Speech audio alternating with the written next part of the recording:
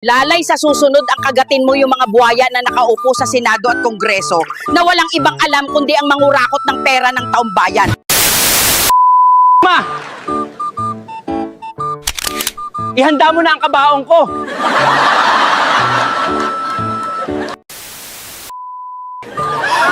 Di ka na nga makabili ng sarili mong brief. Ang liit-liit pa ng edits mo.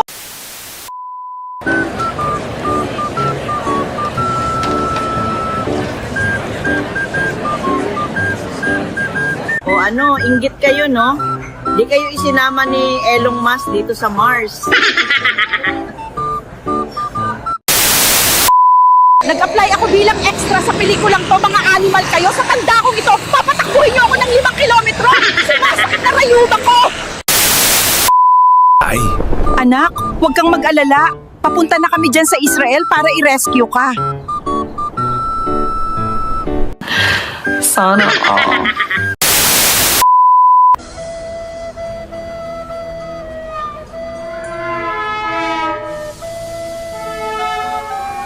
Juan, the boat is leaving. Hurry! yes, I'm coming. Ano ako, tanga?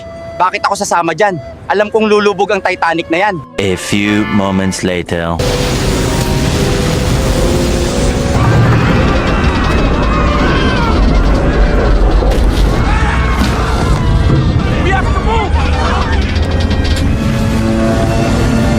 Kaya kung ako sa inyo, mag-subscribe na kayo dito sa...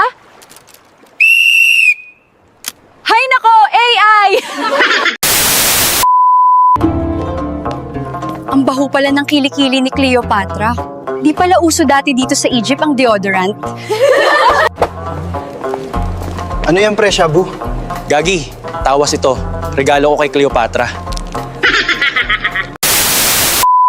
Pre, buti na lang hindi ka kinain ng pating kanina. Sabi ng pating, di daw sila kumakain ng baboy dahil takot sila magkaroon ng high blood. So ilang taong ka naman nung first ka naka-experience ng heartache? Ang heartaches ko talaga bago ako pumasok ng PBB, yun talaga si Roy. Ay, grabe kay Roy at Tones. Para akong ma-blurred. Yung kaya pag heartache ko, parang na-blurred yung paningin ko. Nagano'n ako, naglakad ako at ito. Sa practice teach ako nun sa MSU. Lang, paningin ko lahat. Tricycle driver, si Roy. Lahat na lang si Roy. Tapos kasi si Roy, na-broken hearted ako kasi nga, ang kanyang cashier. Siya kasi is taga-packer ng bag. Si Roy, Sa grocery. sa cashier. Sa cashier yun. Nag-inlaban pala sila. Sobrang heartaches ko dahil sinor ko pa. Pumunta ako sa groceryhan doon. Pagsingin ko, ala, si Roy. Batay, sobrang sweet silang dalawa. Ganun. Pagkita ko na sobrang sweet sila, nag-blurred na naman ang paningin ko. Parang, ano, grabe na ito. Ate Tones, grabe, mga 2 months ako hindi kumain, sobrang payat. Ano nangyari sa'yo? Ganun talaga.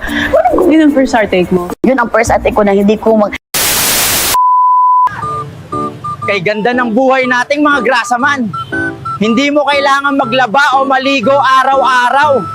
Hindi mo na kailangan magbayad ng mga bill. At lagi kang may libreng pagkain.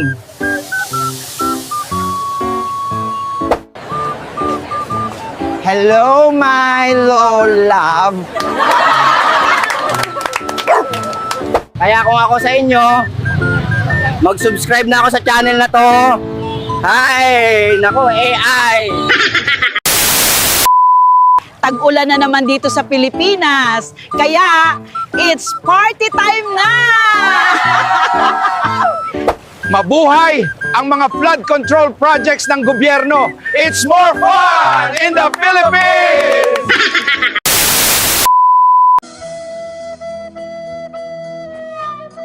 Jack, ikaw ba yan? Ako to, Rose. Di ba romantic dito sa Titanic? A few moments later. Jack, okay ka lang? Puro kalokohan talaga tong ginagawa Ay, ninyo. nako, AI.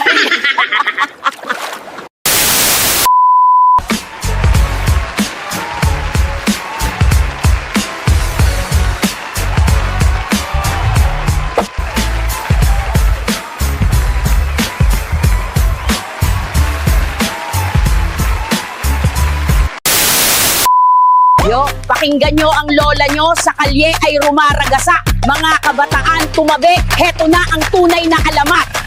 Akala nyo naman lahat ito ay totoo.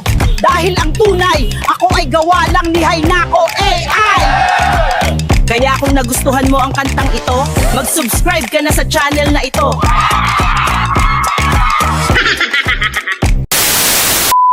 Guys, ang saya pala dito sa impyerno. Halos andito lahat mga politiko, mga ipokritong palasimba at mga kapitbahay mong chismosa. Ang init dito sa impyerno. Kaya kailangan ninyong bumili ng sorbetes sa akin.